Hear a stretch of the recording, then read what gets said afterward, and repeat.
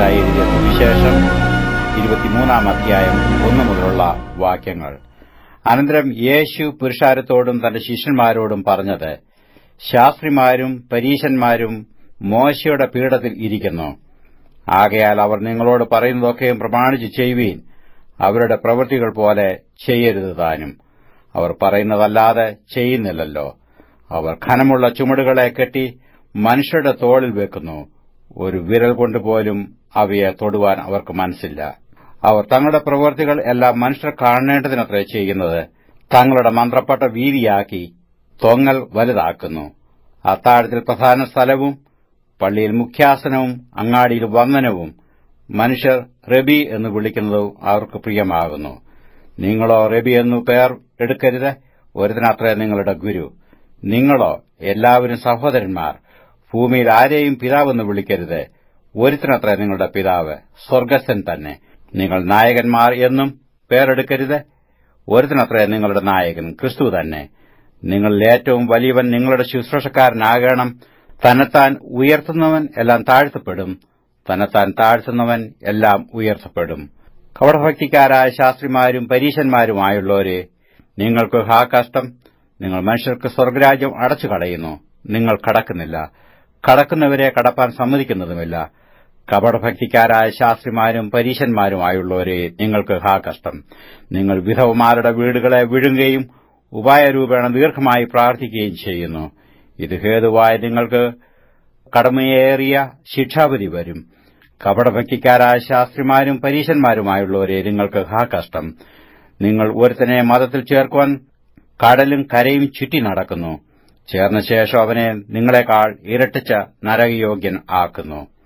ആരെങ്കിലും മന്ദിരത്തെ ചൊല്ലി സത്യം ചെയ്താൽ ഏതുമില്ല എന്നും മന്ദിരത്തിലെ സ്വർണ്ണത്തെ ചൊല്ലി സത്യം ചെയ്യുന്നവനോ കടക്കാരൻ എന്നും പറയുന്ന കുരുടന്മാരായ വഴികാട്ടികളെ, നിങ്ങൾക്ക് ഹാ കഷ്ടം.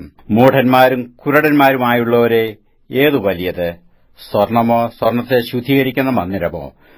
യാഗപീഠത്തെ ചൊല്ലി സത്യം ചെയ്താൽ ഏതുമില്ല, അതിന്മേലുള്ള വഴിപാട് ചൊല്ലി സത്യം ചെയ്യുന്നവനോ കടക്കാരൻ എന്ന് നിങ്ങൾ പറയുന്നു. കുരുടന്മാരായുള്ളവരെ, ഏതു വലിയത്, വഴിപാടോ വഴിപാടിനെ ശുദ്ധീകരിക്കുന്ന യാഗപീഠമോ? ആകയാൽ യാഗപീഠത്തെ ചൊല്ലി സത്യം ചെയ്യുന്നവൻ അതിനെയും അതിന്മേലുള്ള സകലത്തെയും ചൊല്ലി സത്യം ചെയ്യുന്നു. മന്ദിരത്തെ ചൊല്ലി സത്യം ചെയ്യുന്നവൻ അതിനെയും അതിൽ വസിക്കുന്നവനെയും ചൊല്ലി സത്യം ചെയ്യുന്നു. സ്വർഗ്ഗത്തെ ചൊല്ലി സത്യം ചെയ്യുന്നവൻ ദൈവത്തിന്റെ സിംഹാസനത്തെയും അതിൽ ഇരിക്കുന്നവനെയും ചൊല്ലി സത്യം ചെയ്യുന്നു. കപടഭക്തിക്കാരായ ശാസ്ത്രിമാരും പരീശന്മാരുമായുള്ളവരെ, നിങ്ങൾക്ക് ഹാ കഷ്ടം. നിങ്ങൾ തുളസി, ചതകുപ്പ, ജീരകം ഇവയിൽ പതാരം കൊടുക്കുകയും ന്യായം, കരുണ, വിശ്വസ്തത ഇങ്ങനെ ന്യായപ്രമാണത്തിൽ ഘനമേറിയവ ത്യജിച്ചു കളയുകയും ചെയ്യുന്നു. അത് ചെയ്യുകയും ഇത് ത്യജിക്കാതിരിക്കുകയും വേണം. കുരുടന്മാരായ വഴികാട്ടികളെ, നിങ്ങൾ കൊതുകിനെ അരിച്ചെടുക്കുകയും ഓട്ടകത്തെ വിഴുങ്ങിക്കളയുകയും ചെയ്യുന്നു. കപടഭക്തിക്കാരായ ശാസ്ത്രിമാരും പരീശന്മാരുമായുള്ളവരെ, നിങ്ങൾക്ക് ഹാ കഷ്ടം. നിങ്ങൾ കിണ്ടികിണ്ണങ്ങളുടെ പുറം വെടിപ്പാക്കുന്നു, അകത്തോ കവർച്ചയും അതിക്രമവും നിറഞ്ഞിരിക്കുന്നു. കുരുടനായ പരീശനെ, കിണ്ടികിണ്ണങ്ങളുടെ പുറം വെടിപ്പാക്കേണ്ടതിനു മുൻപേ അവയുടെ അകം വെടിപ്പാക്കുക. കപടഭക്തിക്കാരായ ശാസ്ത്രിമാരും പരീശന്മാരുമായുള്ളവരെ, നിങ്ങൾക്ക് ഹാ കഷ്ടം. വെള്ളത്തേച്ച ശവക്കല്ലറകളോട് നിങ്ങൾ ഒത്തിരിക്കുന്നു.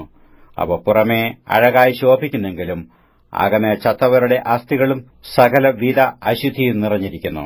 അങ്ങനെ തന്നെ പുറമേ നിങ്ങൾ നീതിമാന്മാർ എന്നു മനുഷ്യർക്ക് തോന്നുന്നു, അകമേയോ കപടഭക്തിയും അധർമ്മവും നിറഞ്ഞവരത്രേ.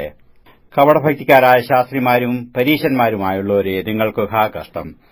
നിങ്ങൾ പ്രവാചകന്മാരുടെ കല്ലറകളെ പണിതും നീതിമാന്മാരുടെ കല്ലറകളെ അലങ്കരിച്ചും കൊണ്ട്, ഞങ്ങൾ പിതാക്കന്മാരുടെ കാലത്ത് ഉണ്ടായിരുന്നു എങ്കിൽ പ്രവാചകന്മാരെ കൊല്ലുന്നതിൽ കൂട്ടാളികൾ ആകുകയില്ലായിരുന്നു എന്ന് പറയുന്നു. അങ്ങനെ നിങ്ങൾ പ്രവാചകന്മാരെ കൊന്നവരുടെ മക്കൾ എന്നു നിങ്ങൾ തന്നെ സാക്ഷ്യം പറയുന്നുവല്ലോ. പിതാക്കന്മാരുടെ അളവ് നിങ്ങൾ പൂരിച്ചുകൊള്ളുവീൻ. പാമ്പുകളെ, സർപ്പസന്തതികളെ, നിങ്ങൾ നരകവിധി എങ്ങനെ ഒഴിഞ്ഞുപോകും? അതുകൊണ്ട് ഞാൻ പ്രവാചകന്മാരെയും ജ്ഞാനികളെയും ശാസ്ത്രിമാരെയും നിങ്ങളുടെ അടുക്കൽ അയക്കുന്നു. അവരെ ചിലരെ നിങ്ങൾ ക്രൂശിച്ചു കൊല്ലുകയും ചിലരെ നിങ്ങളുടെ പള്ളികളിൽ ചമ്മട്ടികൊണ്ട് അടിക്കുകയും പട്ടണത്തിൽ നിന്ന് പട്ടണത്തിലേക്ക് ഓടിക്കുകയും ചെയ്യുന്നു. നീതിമാനായ ഹാബേലിന്റെ രക്തം മുതൽ നിങ്ങൾ മന്ദിരത്തിനും യാഗപീഠത്തിനും നടുവിൽ വെച്ച് കൊന്നവനായി പെരഖ്യാവിന്റെ മകനായ സക്കരിയാവിന്റെ രക്തം വരെ ഭൂമിയിൽ ചൊരിഞ്ഞ നീതിയുള്ള രക്തം എല്ലാം നിങ്ങളുടെ മേൽ വരേണ്ടതാകുന്നു. ഇതൊക്കെയും ഈ തലമുറമേൽ വരും എന്ന് ഞാൻ സത്യമായിട്ട് നിങ്ങളോട് പറയുന്നു.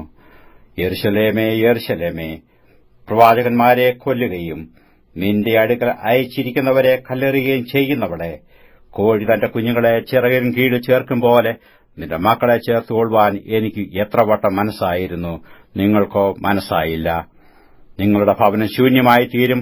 കർത്താവിന്റെ നാമത്തിൽ വരുന്നവൻ അനുഗ്രഹിക്കപ്പെട്ടവൻ എന്ന് നിങ്ങൾ പറയുവോളം നിങ്ങൾ ഇനി എന്നെ കാണുകയില്ല എന്ന് ഞാൻ നിങ്ങളോട് പറയുന്നു.